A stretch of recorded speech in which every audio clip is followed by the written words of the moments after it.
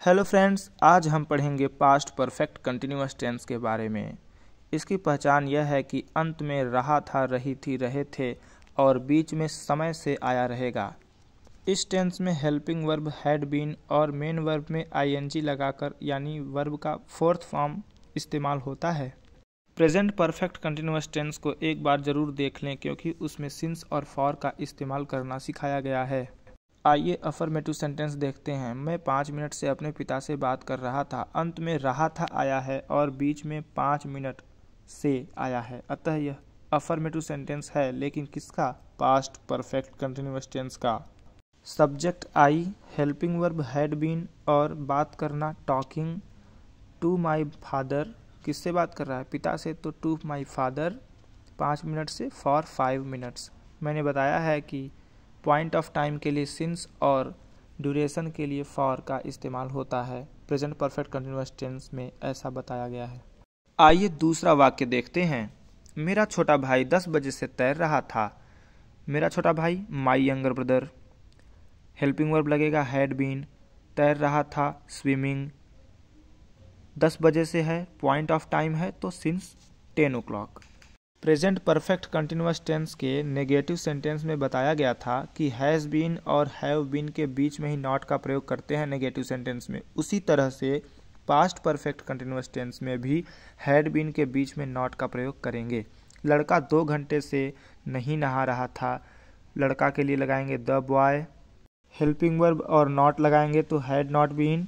नहा रहा था बाथिंग 2 घंटे से, ड्यूरेशन है तो फॉर 2 hours। मेरे मित्र मार्च से परीक्षा की तैयारी नहीं कर रहे थे। मेरे मित्र माई फ्रेंड्स, हेल्पिंग वर्ब और नॉट लगेगा तो हैड नॉट बीन। तैयारी करना को कहते हैं प्रिपेयर और आईएनजी लगेगा। प्रिपेयरिंग परीक्षा की तो इसलिए लगेगा फॉर द एग्जामिनेशन। मार्च से सिंस मार्च, क्योंकि पॉइंट ऑफ टाइम है इसलिए सिंस मार्च। आपको बता दूं कि पॉइंट ऑफ टाइम उसे कहते हैं जो एक ही बिंदु को दिखाए और ड्यूरेशन उसे कहते हैं जो 2 टाइम के बीच का समय हो। जैसे 2 बजे से 3 बजे के बीच 1 घंटा होता है, तो अगर 1 घंटा लिखा है तो वो ड्यूरेशन हुआ, और अगर बोल दिया 2 बजे तो वो पॉइंट ऑफ टाइम हुआ। आइए इंट्रोगेटिव सेंटेंस को समझते हैं। पिछले वीडियोज़ में मैंने कई बार इंट्रोगेटिव सेंटेंस का स्ट्रक्चर दिखाया है, इसलिए मैं इस बार नहीं दिखा रहा हूँ। क्या राधा के पिता का पुत्र कल से सो रहा था?